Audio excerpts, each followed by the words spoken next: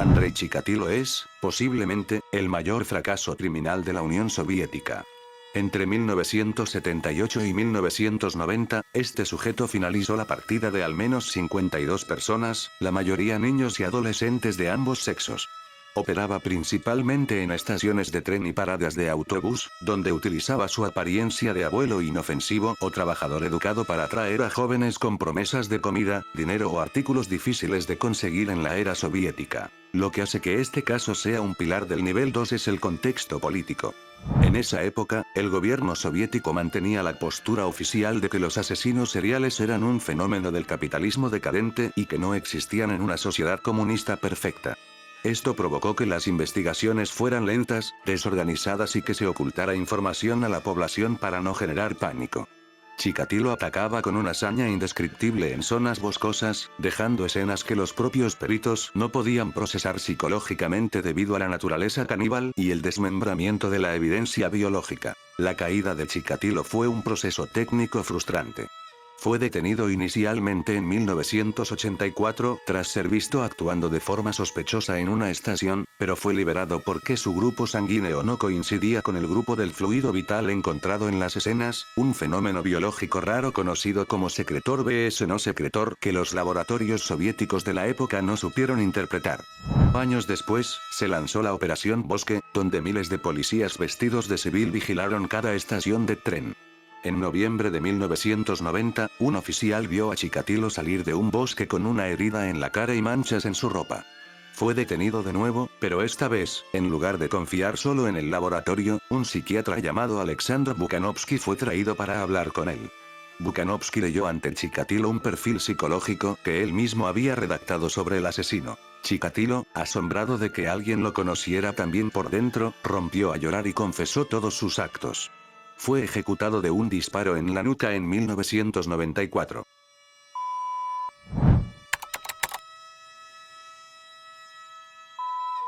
Durante más de 20 años, Gary Ridgway aterrorizó el estado de Washington, enfocándose principalmente en mujeres que trabajaban en las calles o que se encontraban en situaciones vulnerables cerca de la carretera del Green River. Su patrón era frío y calculado. Las recogía en su camión, las convencía de que era un hombre de familia, mostrando fotos de su hijo, y luego las mandaba al lobby mediante estrangulamiento. Ridgway tenía una obsesión con la humillación de la evidencia. A menudo regresaba a los lugares donde dejaba los restos para realizar actos que desafían la moral humana, e incluso movía los cuerpos del lugar para confundir a los investigadores. Se le atribuyen 49 bajas confirmadas, aunque él mismo admitió que la cifra real está cerca de las 80 o 90. El sistema falló aquí por la invisibilidad de sus víctimas. Al ser personas marginadas, la policía de Seattle no le dio la importancia debida al caso hasta que la lista de desaparecidas fue imposible de ignorar. Ridgway fue sospechoso desde 1982 e incluso pasó una prueba de polígrafo, detector de mentiras, lo que le permitió seguir libre por casi 2 décadas más. La policía incluso tomó una muestra de su saliva en 1987, pero la tecnología de la época no era suficiente para procesarla. Fue hasta el año 2001 cuando los avances en el análisis de ADN permitieron comparar esa vieja muestra de saliva con la sustancia biológica encontrada en las primeras víctimas. Al ser arrestado, Ridgway hizo un trato con la fiscalía para evitar la pena de muerte. Confesó la ubicación de decenas de cuerpos que la policía nunca habría encontrado por su cuenta. En un juicio cargado de dolor, Ridgway leyó una declaración fría y sin emociones, mientras los familiares de las víctimas le gritaban desde el estrado.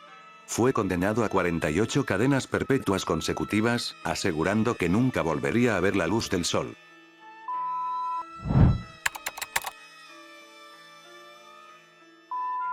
En la Rusia postsoviética, Alexander Pichushkin intentó superar el récord de Andrei Chikatilo. Su objetivo era finalizar la partida de 64 personas, una por cada cuadro de un tablero de ajedrez. Operaba en el inmenso parque Vixha de Moscú, donde invitaba a conocidos o personas solitarias a beber vodka en memoria de su perro fallecido. Cuando las víctimas estaban lo suficientemente ebrias, las atacaba por la espalda con un martillo. Pichushkin jugaba con la policía de una manera cínica. La mayoría de sus víctimas eran arrojadas a los pozos de alcantarillado del parque, por lo que muchos desaparecidos nunca fueron reportados como homicidios, sino como personas extraviadas. Durante años, los rumores de un maníaco en el parque fueron ignorados por las autoridades moscovitas, que no querían reconocer que tenían a un nuevo depredador en serie operando en la capital. Su caída fue provocada por una mujer llamada Marina Moskaliova.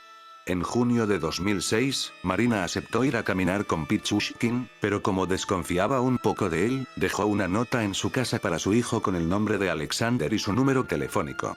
Cuando el cuerpo de Marina fue encontrado, la policía fue directamente a la casa de Pichushkin. Al ser arrestado, los oficiales encontraron un tablero de ajedrez donde casi todos los cuadros estaban marcados con fechas.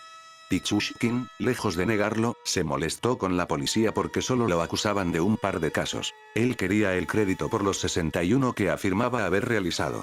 Durante su juicio, fue mantenido en una jaula de cristal reforzado debido a su agresividad y a que los familiares de las víctimas intentaron atacarlo en múltiples ocasiones. Fue condenado a cadena perpetua en una de las prisiones más severas de Rusia.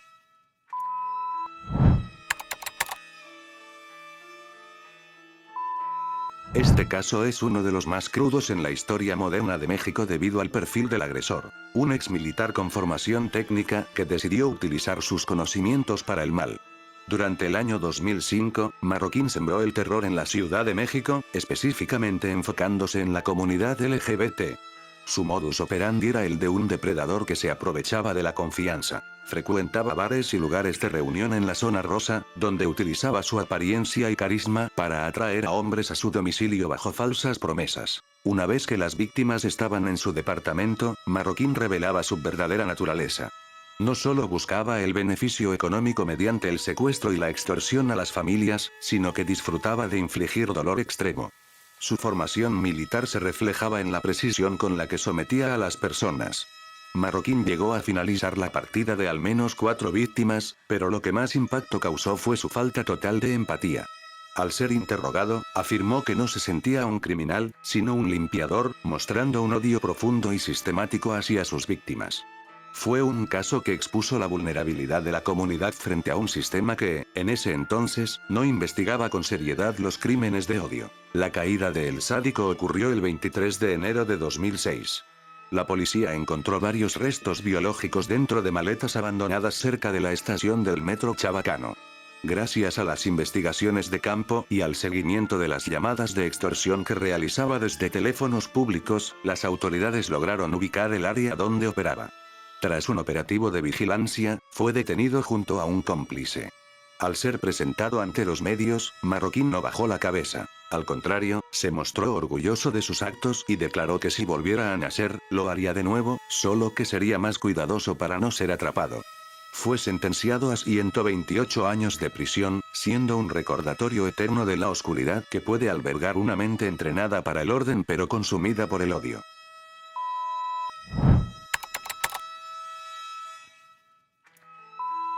Este punto nos lleva a Japón, en el año 2004, y es fundamental en este nivel porque expone cómo el sistema educativo y digital falló al detectar a una depredadora en formación. Nevada Tan es el apodo que Internet le dio a una niña de tan solo 11 años que protagonizó un evento que cambió las leyes de menores en su país. La pequeña estaba obsesionada con el cine de horror y las leyendas urbanas digitales, manteniendo un sitio web donde publicaba dibujos perturbadores. El 1 de junio de 2004, tras una discusión en un chat escolar sobre un comentario que su compañera Satomi Mitara hizo sobre su peso, la niña decidió finalizar la partida de su amiga dentro de un aula vacía durante la hora del almuerzo. Utilizó una herramienta de corte para realizar heridas precisas en el cuello y las manos de Satomi. Lo que hace que este caso sea nivel 2 es el trasfondo. La niña regresó a su salón de clases con su sudadera, que decía Nevada, completamente cubierta de sustancia roja, caminando en un estado de trance mientras sus compañeros y maestros la veían sin entender qué había pasado. La captura fue un shock nacional. La niña fue detenida de inmediato por los profesores, quienes encontraron el cuerpo de Satomi minutos después. Al ser interrogada, confesó el acto con una frialdad absoluta, diciendo que lo hizo porque se sentía mal por el comentario en el chat. El sistema japonés entró en crisis. Se descubrió que la niña pasaba horas consumiendo contenido violento en internet sin supervisión y que presentaba señales de aislamiento extremo que la escuela ignoró.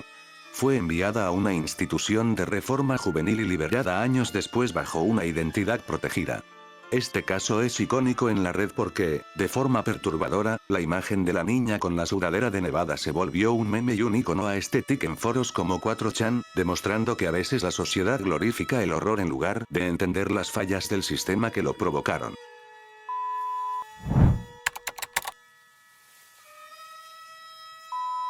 Considerado por muchos como el asesino más prolífico de la era moderna, Garavito operó en Colombia durante los años 90. Se le atribuye haber desvivido a más de 200 menores de edad. Su método se basaba en el camuflaje social extremo. Se disfrazaba de monje, de vendedor ambulante o de anciano discapacitado para ganar la confianza de niños en situaciones de pobreza.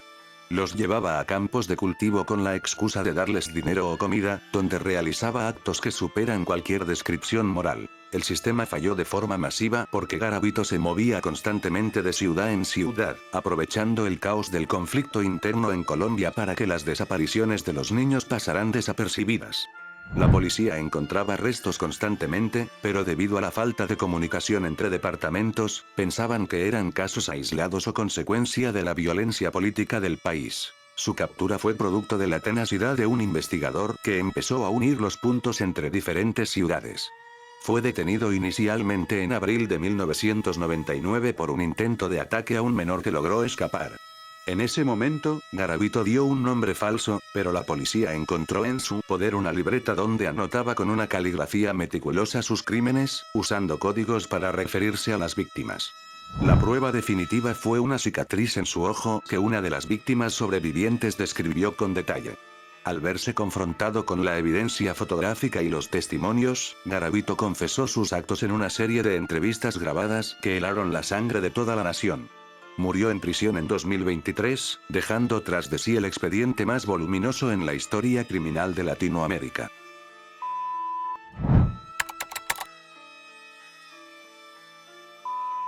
Este sujeto operó entre 1989 y 1996 en Ucrania, cometiendo actos de una violencia inaudita contra familias enteras. Su patrón era el de un exterminador. Elegía casas aisladas, cortaba las líneas eléctricas y entraba para finalizar la partida de todos los que estuvieran dentro, sin importar la edad. Se dice que el número de sus víctimas superó las 52 personas.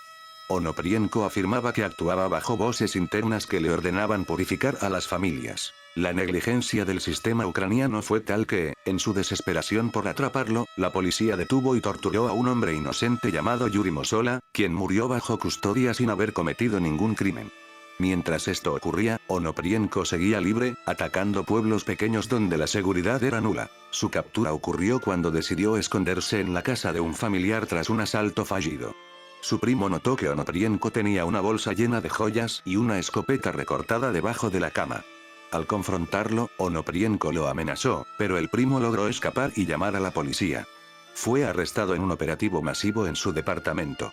Al ser registrado, la policía encontró más de 120 objetos pertenecientes a sus víctimas. En el juicio, pidió ser ejecutado porque decía que si salía, seguiría matando, pero como Ucrania había abolido la pena de muerte para entrar en el Consejo de Europa, fue condenado a cadena perpetua, muriendo en su celda en 2013.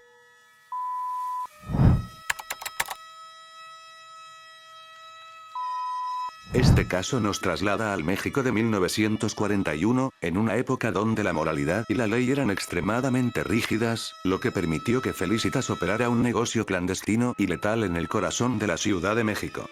Felicitas no era una agresora común que acechaba en las calles. Ella era una partera y enfermera titulada que utilizaba su profesión como una fachada para una red de tráfico de menores y finalizaciones de partidas sistemáticas. Ubicada en la calle de Salamanca, en la colonia Roma, Felicitas ofrecía servicios de limpieza para mujeres que tenían embarazos no deseados o que no podían mantener a sus hijos. Su operación tenía 3 vertientes. Realizaba procedimientos médicos ilegales en condiciones insalubres, vendía a los recién nacidos a familias adineradas mediante documentos falsos, o, si no lograba vender a los infantes, simplemente decidía mandarlos al lobby. Se estima que la cifra de víctimas podría haber superado las 50 bajas, aunque el número exacto nunca se conoció debido a la eficiencia con la que se deshacía de la evidencia. Felicitas era una mujer fría que veía la vida humana como una mercancía. Incluso llegó a ser protegida por clientes influyentes de la alta sociedad mexicana que habían hecho uso de sus servicios discretos.